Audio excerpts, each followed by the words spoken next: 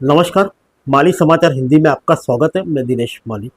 धरती पर कब आएगा प्रलय और सब कुछ हो जाएगा खत्म? वैज्ञानिकों ने बता दिया है समय। आइए जानते हैं विस्तार से। दुनिया के खत्म होने की अक्सर भविष्यवाणियां की जाती है। भविष्यवक्ता नास्ट्राडामस और बाबा वेंगा समेत कई भविष्यवक्ताओं ने बताया है कि आखिर दुनिया कब खत्म होगी। इसके अलावा वैज्ञानिकों ने हिरोशिमा और नागासाकी पर परमाणु बॉम्ब के हमले के बाद महाविनाश की घड़ी यानी डूम्सडे क्लॉक भी बनाई है। बताया जाता है कि इस घड़ी में 12 बजते ही यह तय हो जाएगा कि यह धरती इंसानों के रहने लायक है या नहीं। इसके अलावा दुनिया में टाइम ट्रैवलर यानी समय यात्री होने का दावा करने वाले कई लोगों ने भी धरती पर प्रलय आने को लेकर अलग अलग तारीखें बताई है। कुछ समय पहले ही एक स्टडी सामने आई थी जिसमें बताया गया था कि दुनिया कब खत्म होगी। धरती पर इंसान और जीव जंतु कोई भी जिंदा नहीं बचेगा। वैज्ञानिकों ने एक लंबे शोध के बाद दुनिया के खत्म होने की तारीख बताई है। सबसे हैरानी वाली बात यह है कि पेड़ पौधे भी नष्ट हो जाएंगे। धरती पर हर तरफ सिर्फ तबाही ही नजर आएगी। आइए जानते हैं कि आखिर धरती पर प्रलय कब आएगा।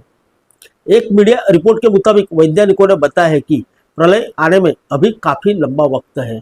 ब्रिस्टल विश्वविद्यालय के वैज्ञानिक ने यह शोध की है। उन्होंने इस शोध को करने के लिए कंप्यूटर सिमुलेशन तकनीक का इस्तेमाल किया है।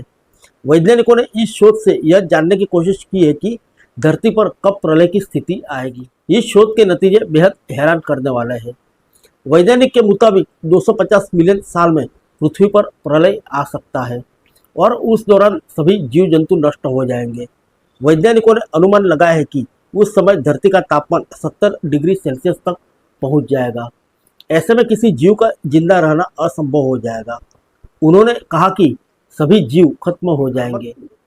वैज्ञानिकों ने दावा किया है कि जिस तरह से दुनिया कार्बन उत्सर्जन कर रही है उससे प्रलय की घड़ी जल्द भी आ सकती है। उन्होंने कहा कि यह भी हो सकता है कि 66 मिलियन साल पहले ही सब कुछ तबाह हो जाए। वैज्ञानिकों के मुताबिक डायनासोर खत्म होने के बाद यह पहली सामूहिक तबाही होगी। डॉक्टर अलेक्जेंडर फार्न्सवर्थ इस शोध को करने वाली टीम के प्रमुख हैं। उन्होंने बताया कि प्रलय के समय वर्तमान से कार्बन डाइऑक्साइड का स्तर 2 गुना हो सकता है।